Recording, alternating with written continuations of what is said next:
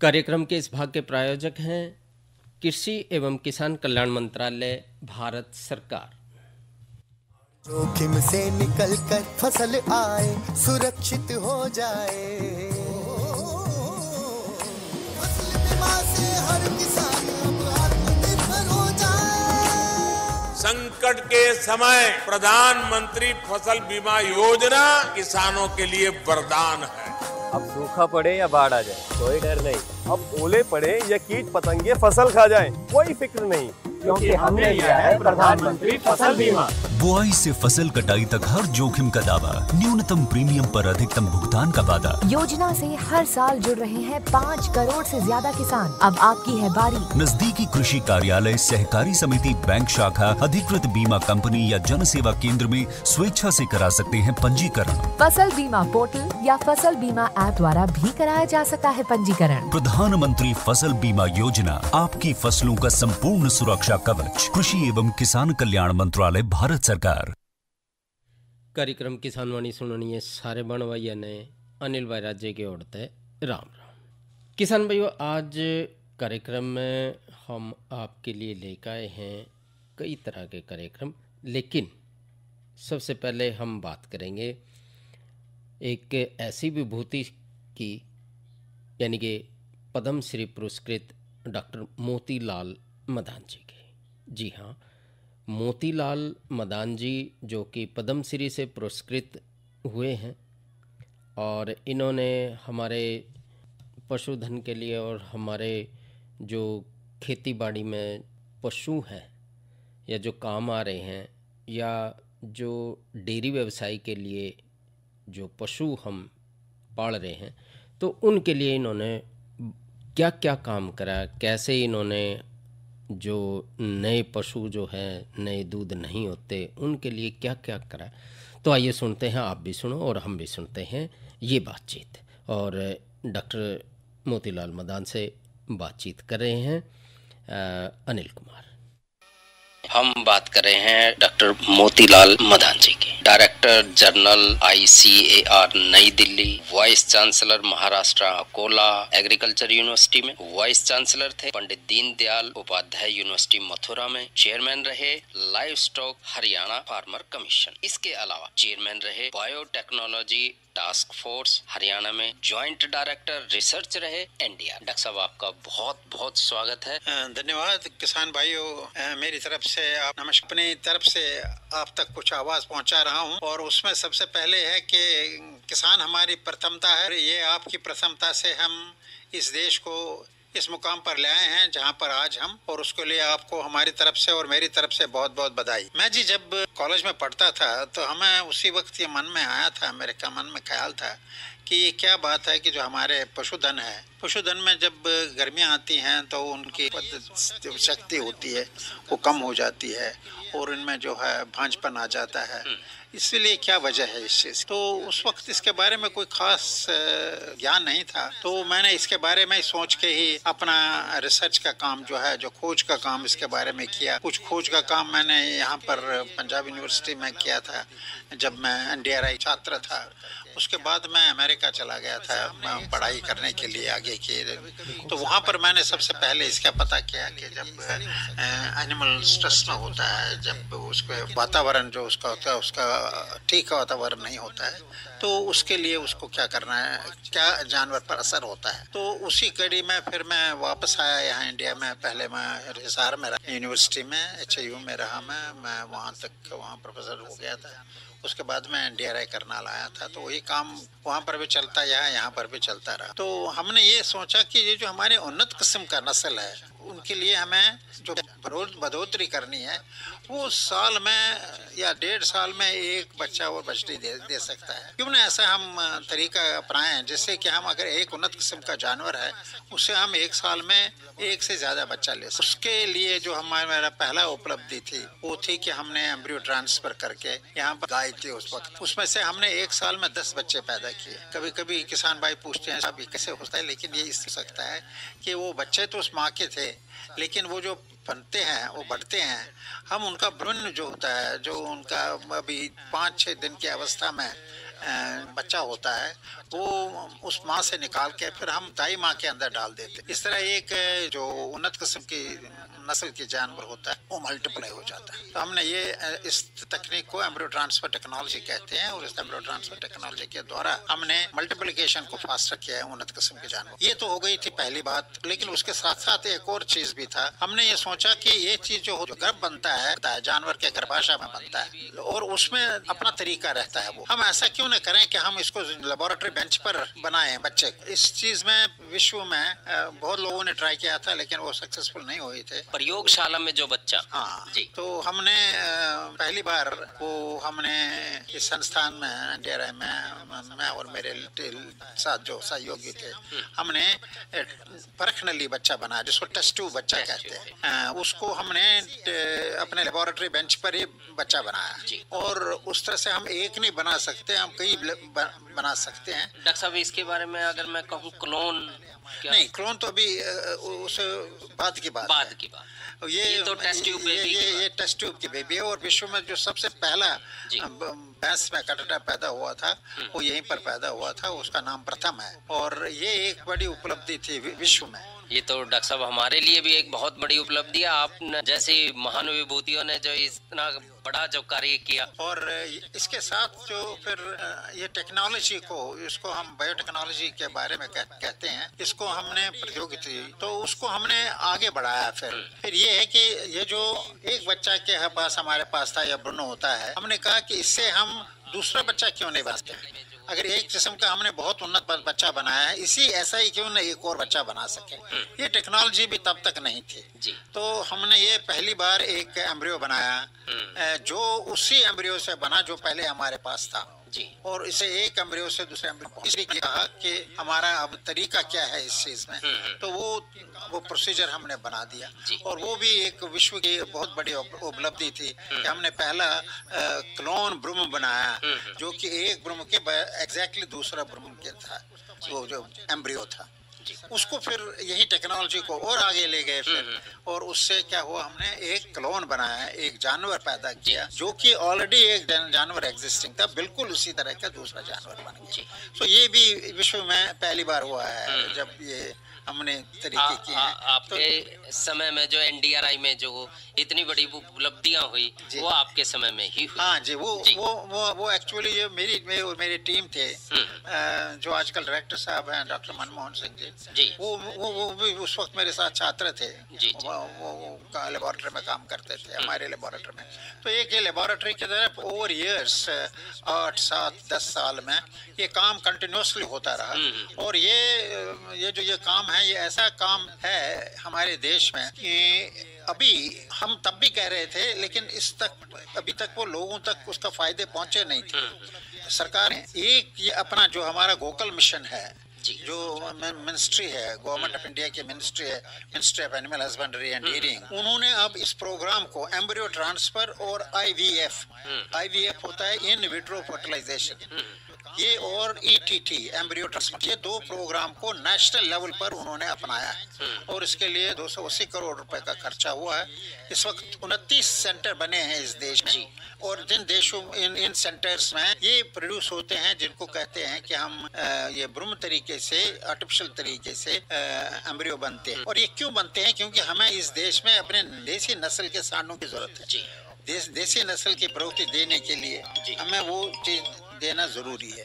तो इसके लिए हम ये आजकल ये काम में लगे हुए हैं और ये गवर्नमेंट ने भी मनाया है, इसको बनाया है और ये उपलब्धियां थी जिसके बेसिस पर गवर्नमेंट ने फिर ये सोचा कि प्रॉब्ली ये काम बहुत अच्छा है और उन्होंने कहा कि इस काम को सराहना चाहिए और उस कड़ी में मेरे ख्याल में हमारा नाम आया और ये हमारा नाम ही आया है कि लेकिन जो काम है ये उसका मेरा ही नहीं है, लेकिन ये काम सबका मिला जुला काम होता है। कि साइंस में मुझे ये साइंस और टेक्नोलॉजी में ये अवार्ड दिया है और हमें इसमें खुशी यही है कि ये जो हम एक सेवा के भाव में किसानों के लिए और अपने पशुधन के लिए ये काम किया गया। डॉक्टर साहब अवार्ड के बारे में तो तो बताइए, जो अवार्ड जो है आपको मिला है। अवार्ड जी जो प्रभु की कृपा से, और मैं ये कहूँगा कि good wishes of my colleagues और मेरे सहयोगी के काम से जो अवार्ड है आज तक जो देश में है वो सारे अवार्ड मिले हैं, एक टाइम पर छोड़ के दूसरे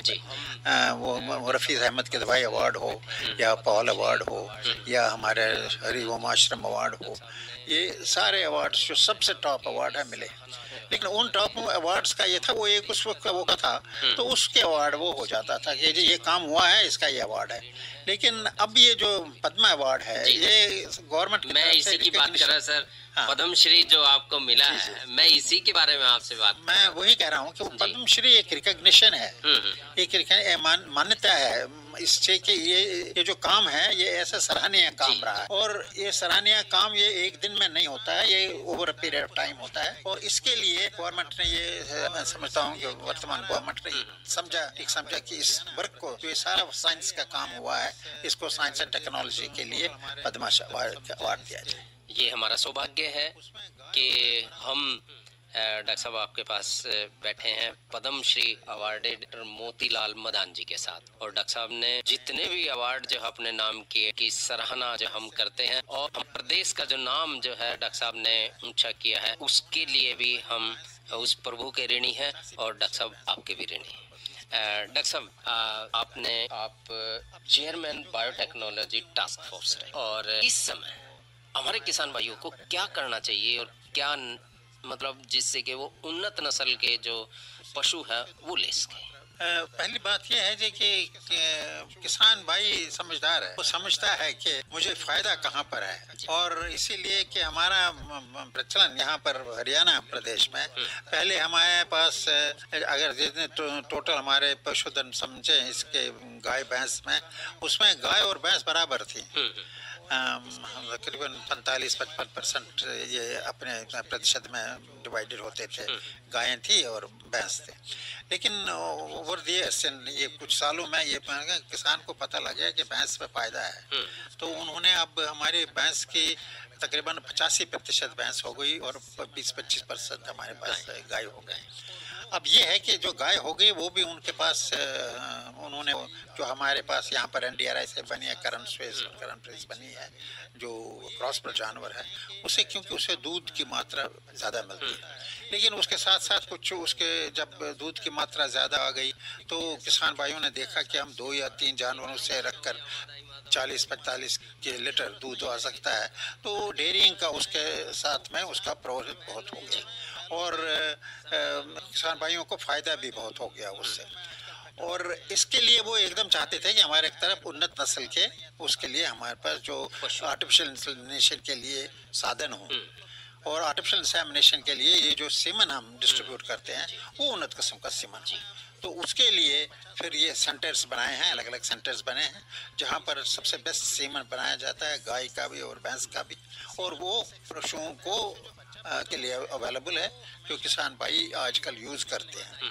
उसके साथ साथ एक और नई चीज़ आ गई है, वो ये है कि हम समझते हैं कि जब हम बच्चा पैदा होता है ये 50% मादा हो सकता है, 50% नर हो सकता है, लेकिन ये ऐसा कुछ हो सकता है साइंस के द्वारा कि नर ही नर हो या मादा ही मादा हो, नर की जरूरत नहीं है, नर की जरूरत ऐसे नहीं है। तो अब वो किसान जो है खेत में बैलों का ये समय जो है वो चला गया, हमें तो लाखों में आजकल ट्रैक्टर होते हैं और वो ट्रैक्टर हर एक गांव में है, अगर अपने पास नहीं है तो साथ वाले के पास है, वो कहता है 2 दिन का भाई मुझे दे दे जरा, ये अपने काम कर। सब बैल का काम बहुत कम हो गया, और अब हम ये देखते हैं कि जो गाय का है तो हमें अब अगर वो 50% है हमने उसको 50% से कम करना है, तो इसके लिए एक विधि आई है जिसको कहते हैं सेक्स्ड सीमन। सीमन को सेक्स किया जाता है, उससे जो बच्चा पैदा हो जाएगा वो हमेशा फीमेल ही होगा, मेल नहीं, मादा ही, हाँ मादा ही होगा।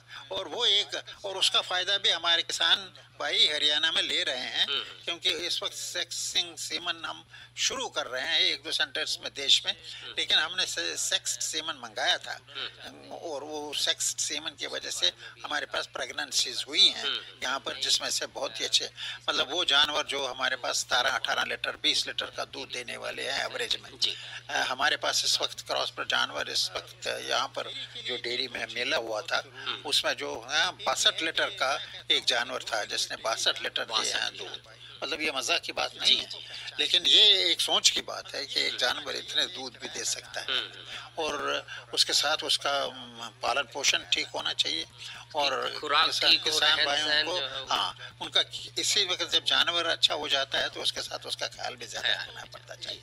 और किसान भाइयों को जो आजकल सेवाएं उपलब्ध हैं उन लोगों को अपनी यूज करनी चाहिए, उसके इस्तेमाल करना चाहिए। डॉक्टर साहब, और कुछ जो हमारे नए किसान हैं उन जो जुड़ना चाहते हैं इस व्यवसाय से, उसके बारे में भी अगर आप थोड़ा सा, जो नए किसान भाई अगर जो दूध के लिए जो डेयरी व्यवसाय से जुड़ना चाह रहे हैं उनके बारे में थोड़ा सा। डेयरी के लिए जी 2 चीज़ें बहुत ज़रूरी हैं। एक ये है कि मैं कहता हूँ कि जो भी कोई डेयरी जानवर रखे किसान भाई, उस जानवर को पहचाने। मतलब ये नहीं होना चाहिए कि एक किराया का जानवर है, भाई हमने जानवर को रखा है, उसके पट्टे डाल दो दूध निकल आएगा, ऐसा नहीं होता है। जब दूध में आती है गाय, नए दूध हो जाती है, तो उसके बाद पर वो ठीक है, वो बच्चा हो जाता है, लेकिन उसको एक बार बच्चा होने के बाद वो जो नए दूध को 60 दिन के अंदर अंदर ही फिर से नए दूध हो जानी चाहिए, कंसेप्शन हो जाना चाहिए। अगर वो नहीं हुआ तो फिर वो नुकसान हो जाता है, क्योंकि वो गाय बांझ रहती है, और बांझ रहती है तो उसका फायदा नहीं रहता है। तो ये एक काम किसान माने कि वो 60 या 65 दिन के अंदर अंदर ही वो फिर से नए दूध हो जाए। दूसरी चीज ये है जो देखना है कि हम जब बछड़ी पैदा हो जाती है, जब छोटी बच्ची होती है, हम उसको समझते हैं कि चलो बड़ी हो जाएगी, हम उसको खुराक पीना अच्छा दे देंगे। लेकिन जो ही बच्चा पैदा हो जाता है उस वक्त उसको खुराक बहुत अच्छी मिलनी चाहिए, क्योंकि अदरवाइज कि उसको अगर हम मेल न्यूट्रिशन उसका नहीं, तो उसमें से जो खराबियां अंदर हो जाती हैं वो कभी ठीक नहीं हो सकती। बाद में आप कितना उसको खिलाओ पिलाओ वो ठीक नहीं होती। सो इनको अगर हमने प्रोडक्शन देखना है, अगर हमें फीमेल बच्चा पैदा हो जाता है घर में, तो उसको हम कभी कभी नेगलेक्ट करते हैं, उसको थनों में से उसको आधा थन भी नहीं दे देते हैं, तो उसको कहते हैं कि चलो इसके तो अभी बच्ची है, ये तो पल जाएगी, बस उसी वक्त का ये। और उनकी ग्रोथ जो होती है, उनको बढ़ोतरी की ग्रोथ जो होती है, ये हमारे 17-18 महीने में नई दूध होनी चाहिए, और 25-26 महीने के अंदर अंदर नया बच्चा देने चाहिए। वो तब होगा जब हम उसका जो खुराक है, उसका पोषण है, वो बिल्कुल पैदा होते साथ साथ ही उसको वो जिसमें हम मिनरल की बात कर रहे हैं, आजकल प्रोटीन की बात कर रहे हैं, मिनरल की बात कर रहे हैं, वो देना ज़रूरी है, और वो किसान भाइयों को अपने ख्याल में रखना चाहिए। जी, तो डॉक्टर साहब इतनी अच्छी जानकारी आपने हमारे जो किसान भाई हैं या जो हमारे श्रोता भाई हैं जो कार्यक्रम सुन रहे हैं उनको दी, उसके लिए पद्मश्री अवार्डेड डॉक्टर मोतीलाल मदान जी, आपका बहुत बहुत धन्यवाद। Thank you. मेरा आपका भी बहुत बहुत शुक्रिया, आप आए हैं और हमसे बातचीत हुई है, और मेरी ओर से किसान भाइयों को बहुत बहुत धन्यवाद। तो भैया ये तो सुनी हमने डॉक्टर मोतीलाल जी से पशुओं के बारे में बातचीत, और इनसे बातचीत कर रहे थे अनिल कुमार। और आइए अब एक और जानकारी के बारे में बातचीत कर लें कि प्रधानमंत्री फसल बीमा योजना, भैया ये एक ऐसी योजना है जो कि उन खेतीबाड़ी में से है जिनके भरोसे पे हम जो है दैनिक जीवन में अपने खर्चे को जो है पूरा करें। किसान अपनी जमा पूंजी लगा कर फसल ले रहे हैं, जिससे कि फसल का जो उत्पादन बेच के उन आमदनी हो। लेकिन कई बार तेज़ गर्मी, बारिश और दूसरी प्राकृतिक आपदाओं के कारण जो है फसल खराब हो जाए, जिससे किसान भाई को काफ़ी नुकसान हो जाए। तो इसलिए प्रधानमंत्री फसल बीमा योजना की शुरुआत जो है वो करी गई, और भाई जो किसान भाई जो है अपनी फसल के नुकसान की भरपाई इस योजना से कर सकें। फसल की बुआई के समय जो है किसानों को कुछ राशि जो है बीमे के तौर पर देनी होगी, और इसका लाभ जो है किसान भाई को यह होगा कि अगर फसल खराब होगी तो उन्हें जो है बीमा क्लेम दिया जाएगा। और इस फसल में जो पात्रता है, आवश्यक दस्तावेज हैं, उसमें प्रधानमंत्री फसल बीमा योजना ऑनलाइन रजिस्ट्रेशन भी है। और वही प्रधानमंत्री फसल बीमा योजना जो है आप अपने नज़दीक का जो है CHC सेंटर है उसमें भी जाकर अपनी फसल का जो बीमा है वो आप करवा सको। और भाई मौसम के बारे में थोड़ी सी जानकारी ले लें। और मौसम जो है आज का अधिकतम तापमान रहा 35 डिग्री सेल्सियस और न्यूनतम रहा 36 डिग्री सेल्सियस। और कल जो है वो तापमान 35 डिग्री सेल्सियस अधिकतम और न्यूनतम 26 डिग्री सेल्सियस रहने की संभावना। और कहीं कहीं जो है वो बादल भी छाए रहेंगे। तो इसके अलावा भाई और कल के कार्यक्रम का अगर हम जिक्र करें तो भाई कल है शुक्रवार, और कल जो कार्यक्रम में हम आपके लिए लेके आएंगे वो है पशुओं में बाह्य परजीवी की रोकथाम और प्रधानमंत्री कुसुम योजना के बारे में। और भाई अब सुनते हैं एक भजन। आजा नंद के दलारे ओ दोवे अकेले मेरा, आजा नंद के दलारे ओ दोवे अकेली मेरा।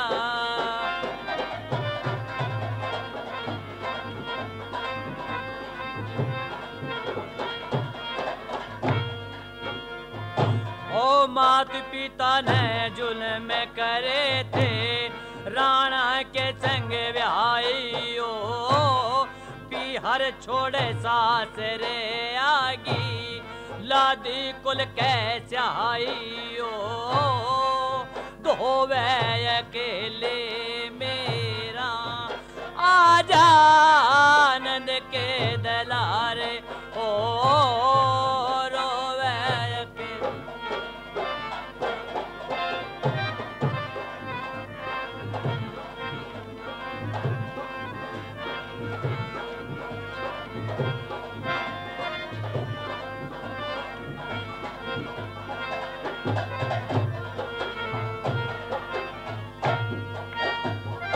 ओ मानस की दे धारण गेला रैसे जूत यम के ओ सतरंग छेज बेचारा की से दली गली चे गम के ओ सोवे अकेले मेरा, आजा आनंद के दलारे ओ रोवे अकेले मेरा।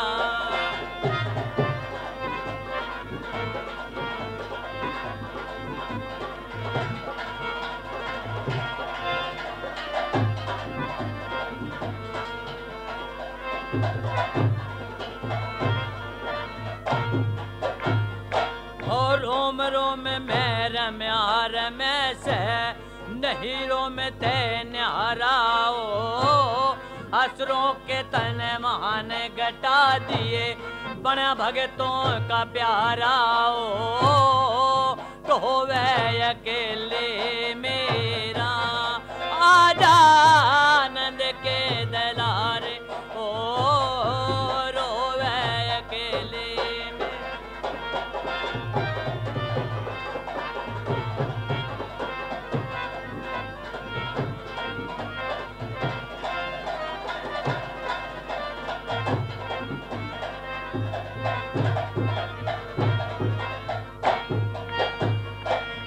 मांगे राम राम ने टोवे को ना पाया घर पे ओ लक्ष्मी चंद सुरग में पहुंचे फिर भी बोझा सर पे ओ ढोवे अकेले मेरा, आजा आनंद के दलारे।